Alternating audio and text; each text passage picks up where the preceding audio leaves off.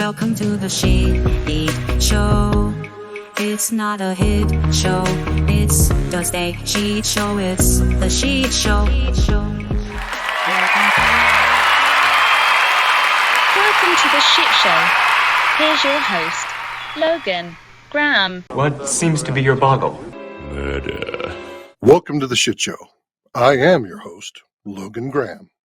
In today's show, we're going to talk about whether or not the United States of America is a more violent place today than it ever has been in the past or than it used to be. And today, as always, I've got my co-host here, Sydney K. Hello, how are you doing? Fantastic. Say hey, Sydney K. Hey. So what we're talking about today is we found some information out on the web that folks are talking about just the abhorrent amount of violence that you're seeing in the everyday media between school shootings and mall shootings and general gun violence and even non-gun violence. The questions come up: are we a more violent nation today than we ever have been in the past? That's the question that we're posing here. I know, with the information that I found, it's kind of a situation of it could go either way. I'm, looking at the information that was provided and the articles that I've read, and some of them state, yes, we are more violent than we've ever been, and some of them are saying we're more violent than we were in 2020. They're not really going back further than that because they don't have to, I guess. But I guess we'll see. What do you think? Well, so here's my thoughts on it, right? I'm trying to figure out, is it a case to where we are truly more violent than we have been, or is it a case to where there's just more visibility into that violence? For example, I don't think that some of the places that they refer to that have violence in their areas, and a lot of people like to point out like the big cities, major metropolitan areas, or even areas that, before social media that you would see in the news, your Detroits or your New York Cities, or even your Dallas, Texas, and Oklahoma City, for example, right? Or Albuquerque, New Mexico, right? Which I think has always been somewhat of a fairly violent area just because of some of the higher crime rates that have been reported in the past. And I guess I bring that up because the question is, have those places always had a decent amount of issue with regard to violence? It's just that now everybody's got the ability to report on it. You can see it on a Twitter account, or somebody videos it, or because social media is there, what used to be a local police report now can blow up because somebody can post it who has a large number of followers. And so the question is, are those things more rampant, or are they just being reported more frequently? I'm seeing it as reported more frequently. I mean, I didn't used to know what was going on in Iowa. I had no idea, even New Hampshire or Vermont or the other places that have had shootings recently, you wouldn't see those items reported on the news just because you couldn't find that information out. The internet has basically given us the ability to see it into places that we've never seen before. We used to be more local. Now we're kind of a global reach, which means you see other states and what their crimes are doing, so you feel like it's more.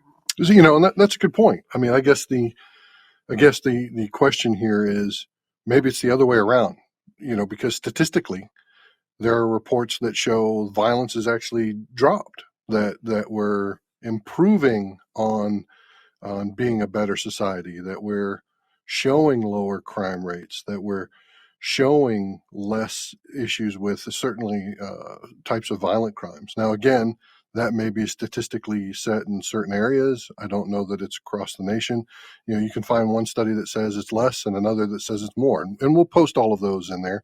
And by the way, if you like the show, as always, you can find us on X at Logan Graham Now.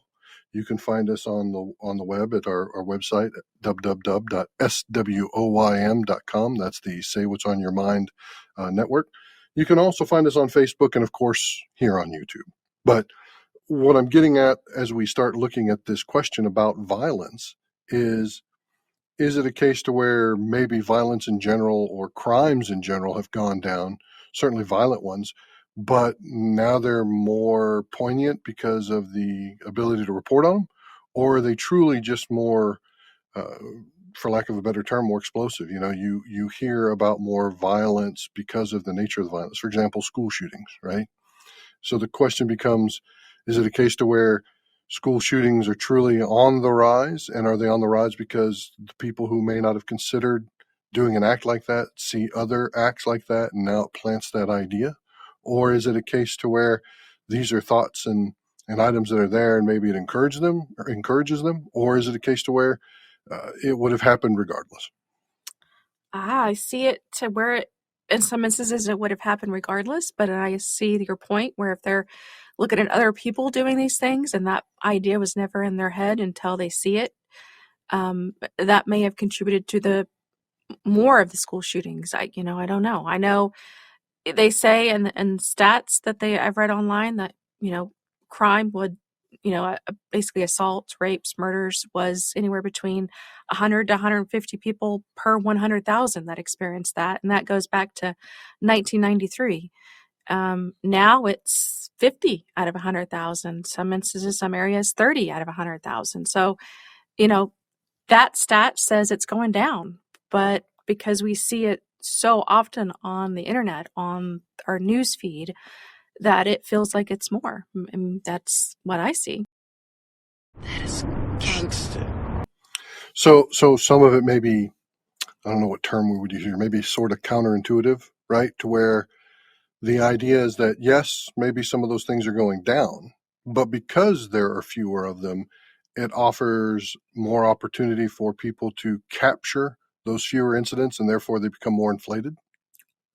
Yes, that makes sense. That may be the reason why we feel as a country, the U.S. is becoming more crime ridden when, statistics show it's not. But like you reported and said, there's other articles that say it is. You'll see a graph going down and then the next article has the graph going up with crime rates. I don't know. And I guess that's something that you bring up. You're kind of tilting into some of those articles listing the why. Yeah, I can't say that I know why. I'm not an expert in any of this. I'm just reading the information, trying to absorb and gather, much like everybody who might be listening now. But the idea behind it is everybody wants to know the why, right? And I've seen things from the breakdown of the family unit, right? That there are more couples that are no longer a part of that primary family unit, right? There's divorce, there's unmarried couples, there's children who are products of a lack of marriage or a lack of union, and that contributes to the stat. I don't know that that's a fact or not. I guess the point is that they're showing that because there's a higher number of divorces or even non-committed relationships that have children, that the breakdown in the family unit is leading to strife, right? Because there's a lighter commitment in those types of relationships. So therefore, maybe there's not so much guidance. There's not so much parenting. I don't know. I mean, that's one of the things.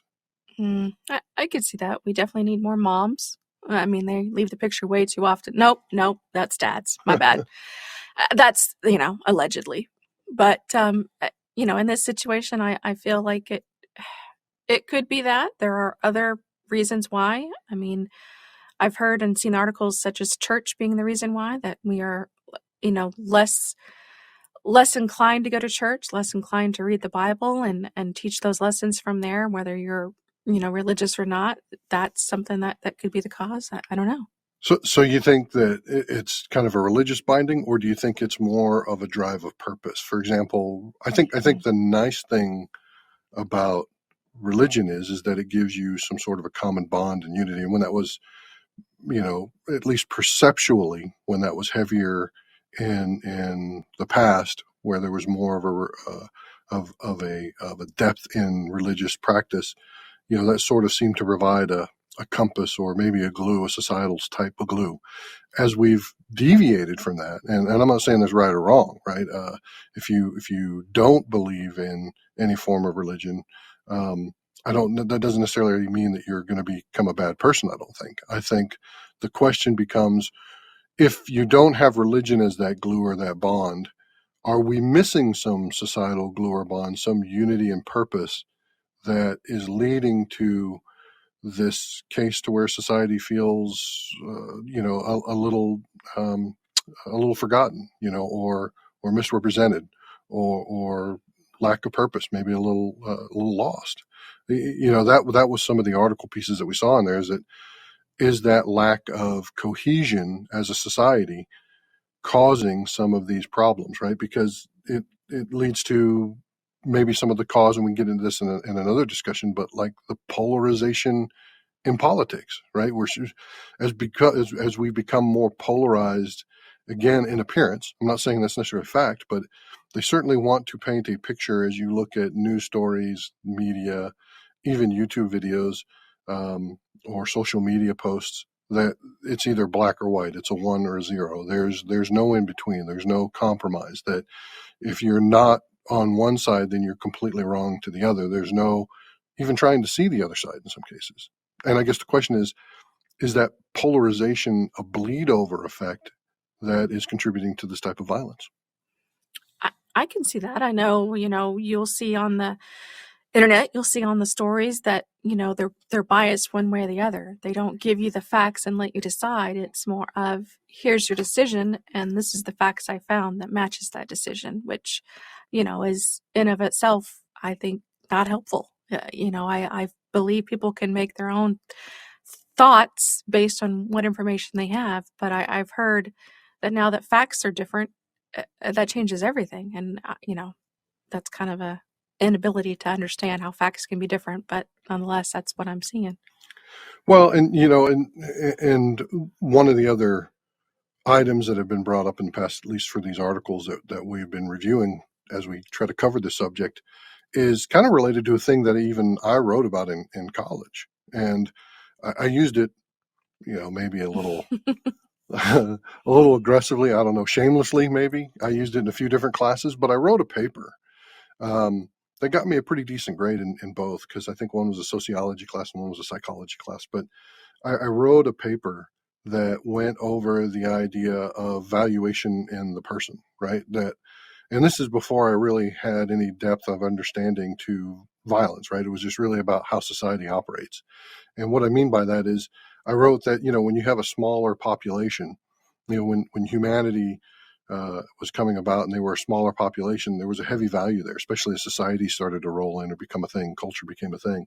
And what you saw was, when you had a small number, there was a high value because everybody was necessary, right? You get a sub 100,000 population, everybody is extremely necessary to live. But then you get into a million and or more in a population, and you start to get needed specializations. And then you get into the tens of millions, and you get, highly specialized preferred areas, categories, and sects of people. You start to get into the hundreds of millions, and then you get specialization skills. But you start to find a replaceability to that. And all of a sudden, you're not the only mill worker that can do a thing, or the only person that can do a thing. And then when you start to get into the numbers of billions, as I think people feel today, you start to feel replaceable, right? And as you start to feel replaceable, then if you can't value yourself, find that value in yourself, it becomes difficult to find value in others. And if you can't value others, it becomes not much of a step to devalue what their worth is. Now, I'm not saying everybody devalues everybody else. It's not at all what I'm getting at. But what I'm getting at is that there are so many folks that I assume, based on this and the readings, and maybe assume is a bad word, but that you see that express in one way or another that they're devalued, right? That they are disenfranchised in some form or fashion. And because of that, they don't find value in what they are, or they're trying to capture some value.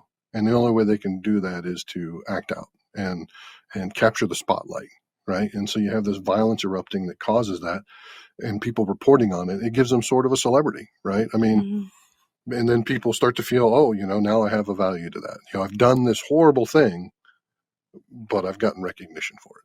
So kind of like the trolls on the internet. They feel like if they can be mean to somebody, find recognition in that, regardless of how horrible that is what they said or did. It's, hey, now I've been seen. Now I'm the person that matters. Yeah, and to some degree, maybe we're guilty of it too, right? We want to talk about these things. We have an audience that we do talk about it outside of this show, but it's somewhat limited, right? So unless you're willing to travel around and meet other folks, which is always a possibility, you can't really touch as wide an audience to have these questions and conversations. But you put it on a media platform as we've done, and all of a sudden those questions can be answered by the folks. Because again, the whole point here is to find out what those opinions and thoughts are, right? I'm not trying to sway anybody one way or the other. I don't know if we are more violent. What I do know is the perception of that violence, even in my own areas, has led to increased security, increased costs, increased taxes, things that are all built and designed around providing more protection and security for what is at the very least perceived violence, and for some maybe very real violence. And the idea is, are we becoming more violent, or are we just becoming more aware of that violence? Uh, that's the question. I feel like with the internet and the stories from different parts of the country that we've never seen, until the internet came to fruition, that we are merely seeing more of it and not necessarily becoming more violent. Yet, that's a question for the people. I mean, what other reasons could there be that we have seen, more school shootings, more stabbings, more of everything? Is it because it's just being, 24-hour, 24/7 news cycles, or is it just truly that way? I don't know. So let's bubble it, let's boil it down, right? I was going to say bubble it to the top, but that didn't sound right. No. So let's boil it down to this, right? We're going to wrap this up, and we're going to leave the question with you, right? Feel free to place your comments below. Again, as always, be respectful. And if you liked this particular presentation or conversation, then make sure you like and subscribe. That certainly helps us with all of the metrics. But the idea behind this is that the question that we'll pose to you is the United States of America becoming a more violent place, right? I want to be respectful on that. So it sounds like a negative connotation, but it's a question for you: are we a more violent society today than we have been in the past? And what are your thoughts on the cause? Is it the polarization of politics? Is it the lack of cohesion in some form or fashion in our society?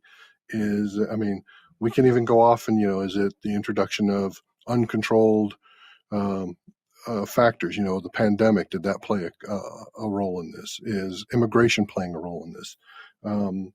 We're interested in hearing what you have to say. Is the lack of religion, or maybe it's the opposite? Maybe you feel there's too much religion and that's causing a polarization. Whatever your thoughts are, we'd like to see and hear them below. So feel free to comment. And as always, we appreciate you listening here on the Shit Show here with Logan Graham And Sydney K. And we wish you well, and we'll talk at you on the next one.